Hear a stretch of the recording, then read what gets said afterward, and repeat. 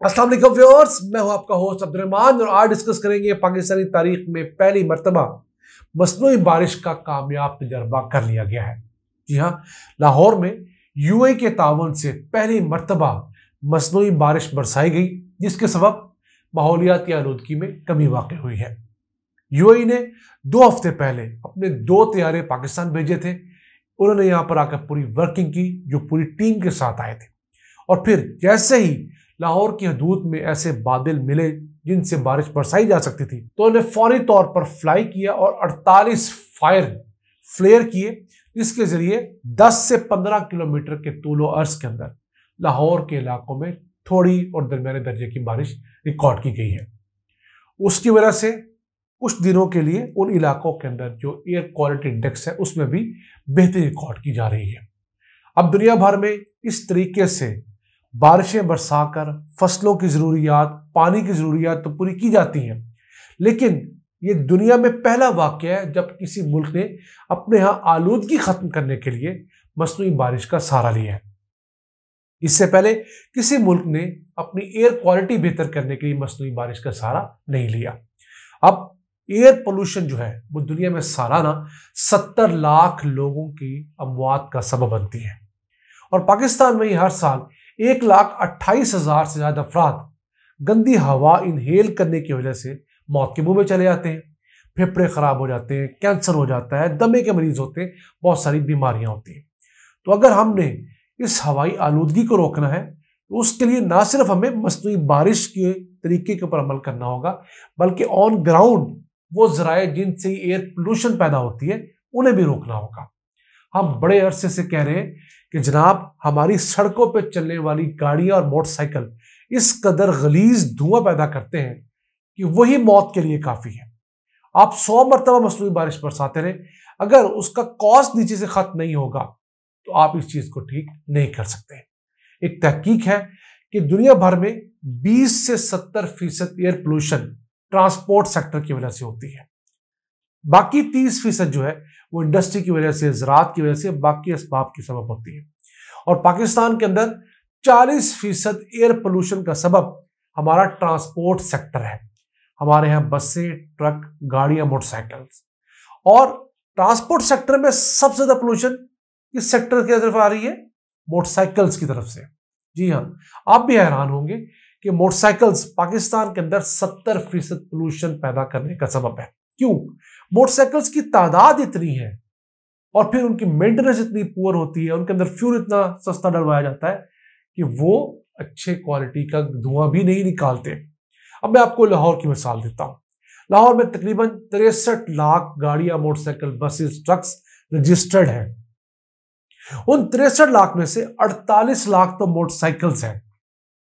समझ लीजिए 70-75% तो मोटरसाइकिल्स हैं। तो जब मोटरसाइकिल्स इस कदर ज्यादा तादाद में होंगे तो ऑब्वियसली वो ज्यादा पोल्यूशन पैदा करेंगे। अगर एक गाड़ी के मुकाबले में 4 मोटरसाइकिल हैं तो ऑब्वियसली वो ज्यादा पोल्यूशन पैदा करेंगे।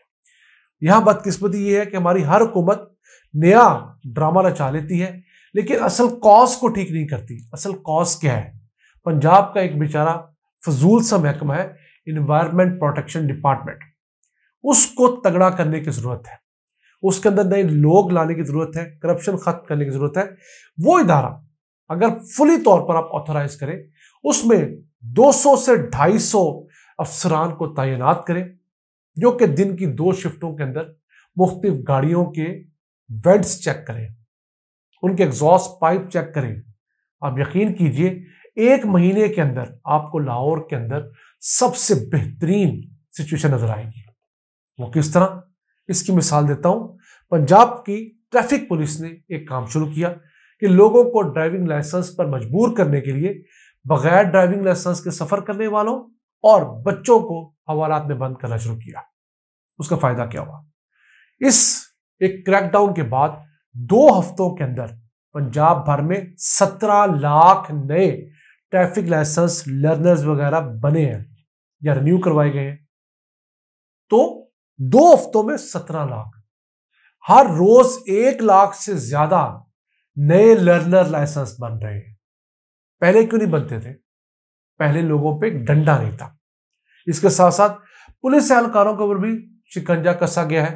पुलिस एहलकार लाइसेंस बनवाते नहीं थे, अपने पास गाड़ियों मोटरसाइकिलों के कागजात रखते नहीं थे। तो अब ट्रैफिक पुलिस वालों ने जब पुलिस एहलकारों के चालान करना शुरू किए हैं तो उसका फायदा अब यह हुआ है कि सिर्फ 2 दिनों के अंदर 1200 पुलिस एहलकारों के चालान हुए हैं। तब धड़ाधड़ पुलिस एहलकार भी अपने ट्रैफिक लाइसेंस बनवा रहे हैं, लर्नर बनवा रहे हैं। तो हमारी कौम बदकिस्मती से डंडे की जुबान समझती है। तो आप जब तक डंडा अप्लाई नहीं करेंगे आप यहां पर बेहतरी नहीं ला सकते। अब यूएई ने हमें एक मर्तबा तो ये काम करके दे दिया, उनकी मेहरबानी, हमारे लोगों को भी ट्रेन कर दिया और बकौल हुकूमत पंजाब इस सारे आर्टिफिशियल रेन के प्रोसेस में हुकूमत पंजाब का 1 रुपया भी खर्च नहीं हुआ। ये सारा गिफ्ट जो यूएई की हुकूमत है उसकी तरफ से आया था। तैयारे उनके थे, टीम उनकी थी। अब फ्यूचर में हमारे लोग अपने वसाइल से सब कुछ करेंगे।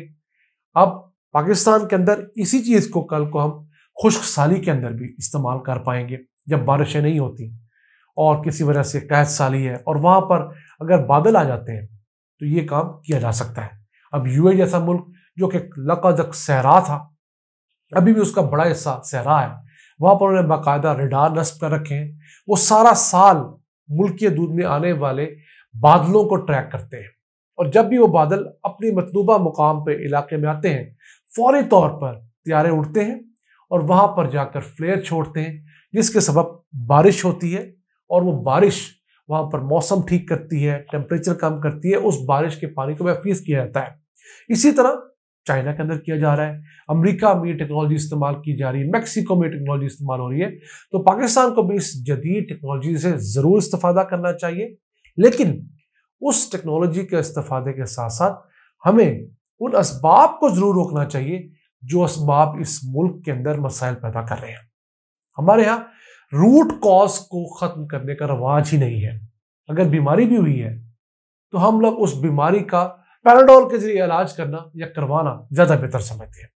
हालांकि दुनिया भर में उस बीमारी की कॉज ढूंढी जाती है, उस बीमारी की कॉज को खत्म किया जाता है तो तकलीफ ऑटोमेटिकली ठीक हो जाती है। हाँ, उस प्रोसेस पे टाइम जरूर ज्यादा लगता है, पैसे भी लगते हैं, लेकिन अगर वो प्रोसेस हो जाए तो वो कल को मजीद बड़ी बीमारी में कन्वर्ट नहीं होती और इंसान एक लंबा अरसा अच्छी जिंदगी गुजारता है।